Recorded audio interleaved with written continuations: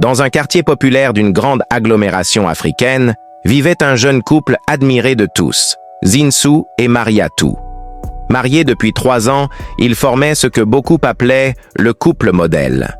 Zinsou était un jeune entrepreneur ambitieux, propriétaire d'un petit salon de coiffure pour hommes. Mariatou, quant à elle, enseignait dans une école primaire du quartier. Douce, pieuse et généreuse, elle portait toujours un large sourire, convaincue que l'amour véritable pouvait tout surmonter. Mais derrière ce tableau idyllique se cachait une vérité plus sombre. Zinsou, malgré son commerce, rêvait de grandeur. Il voulait les voitures de luxe, les immeubles à étages, les vêtements de créateurs. Il enviait les jeunes hommes du coin qui exhibaient leur richesse de manière tapageuse, rentrés de voyage avec des portables dernier cri, roulant dans des bolides couverts de bijoux dorés. Un jour, alors que son salon tournait au ralenti, il fit la connaissance d'un homme mystérieux, Baba Wari, lors d'un rassemblement nocturne. Celui-ci, vêtu de noir, au regard perçant, lui dit « Toi, tu n'as pas la tête d'un pauvre. Mais tu n'es pas encore prêt à faire ce qu'il faut pour être riche. »« Que veux-tu dire » demanda Zinsou, intrigué. « L'argent ne tombe pas du ciel. Il se gagne. Ou il se prend, à condition de savoir ce qu'on est prêt à sacrifier. » Zinsou sourit nerveusement, pensant à une plaisanterie. Mais le regard de Baba Wari resta grave. Une graine venait d'être semée. Quelques jours plus tard, rongé par l'envie et la frustration, Zinsou se rendit au domicile de Baba Wari. L'endroit, discret et isolé, sentait l'encens et le mystère.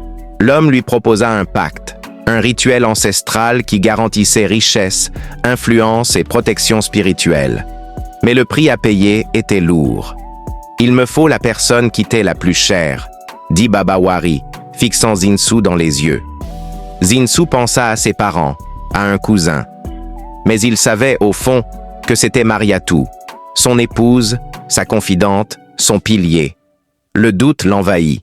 Mais très vite, le désir de puissance prit le dessus. « Je suis prêt », murmura-t-il. Le marabout lui remit un savon mystique et une pommade parfumée à appliquer sur sa femme sans qu'elle ne s'en rende compte. Le soir du rituel approchait. Zinsou, nerveux, se montra soudain affectueux, prétextant vouloir retrouver l'intimité perdue. Il proposa un bain, la savonna lui-même, lui caressa le dos, le visage. Mariatou, souriante, ne se doutait de rien. Mais cette nuit-là, elle se réveilla en hurlant, le corps couvert de brûlures invisibles, comme marqué par des flammes.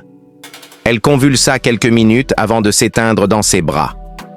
Zinsou, figé, la regardait sans un mot. Le marché avait été conclu. Au matin, le quartier était en deuil. La jeune institutrice, aimée de tous, était morte subitement, sans explication médicale. Le médecin parla d'un malaise cardiaque. Personne ne soupçonna Zinsou, qui pleura même devant les voisins, jouant le rôle du veuf dévasté. Une semaine plus tard, sa vie prit un virage étonnant. Un investisseur inconnu lui proposa une somme faramineuse pour son salon.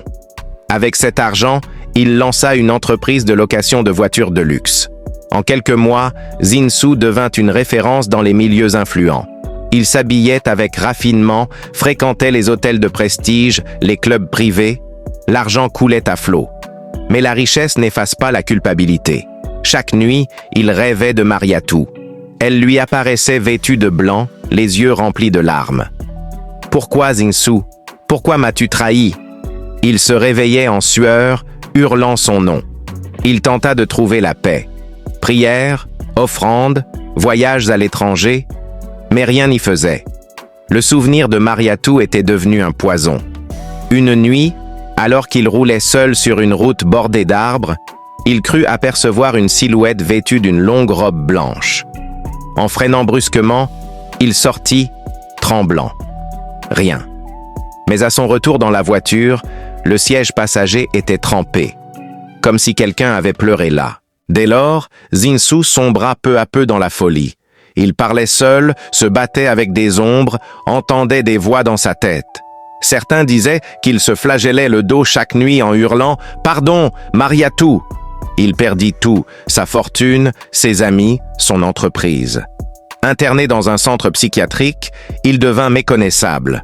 Le regard vide, il murmurait sans cesse « Elle était mon trésor. Je l'ai tuée pour de l'argent. » Les habitants du quartier racontent encore son histoire à la tombée de la nuit. Ils avertissent les jeunes trop pressés de réussir. Ne vendez jamais ce qui est pur contre ce qui est temporaire. L'argent sale finit toujours par vous enterrer vivant. Morale, l'amour sincère est une bénédiction. Le trahir pour la richesse, c'est acheter la mort avec le sourire.